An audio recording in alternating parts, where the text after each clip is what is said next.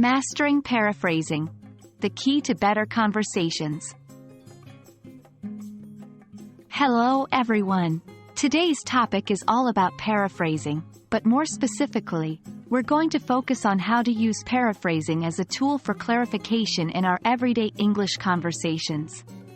This skill is essential for effective communication, and it can truly bring your English fluency to the next level. Paraphrasing is the act of using different words to repeat, or restate, something that someone else has said. It's a useful way to ensure understanding in a conversation, by repeating what you've heard in your own words, and checking if your interpretation is correct. For example, if someone says, "I can't come to the party because I have a lot of work to do," you might paraphrase that as, "So, you're saying that you're too busy with work to attend the party?" Now, why should we use paraphrasing for clarification?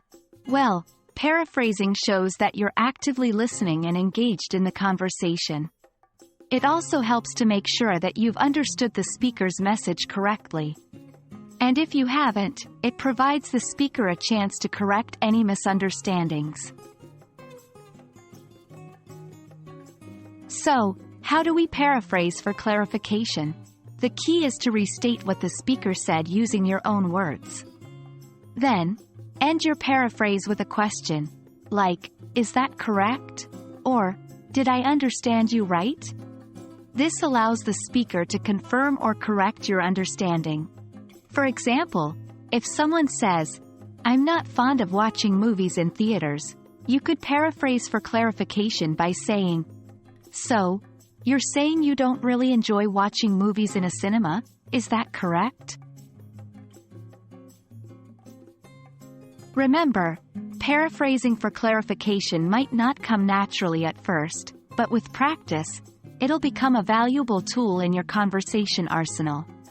Try to use it in your day-to-day conversations and see how it enhances your communication skills. That's it for today. We hope you found this video about paraphrasing for clarification useful. Remember, mastering paraphrasing can greatly enhance your English conversations and ensure that you understand and are understood. So keep practicing and you'll surely see improvements. We're looking forward to seeing you in the next video.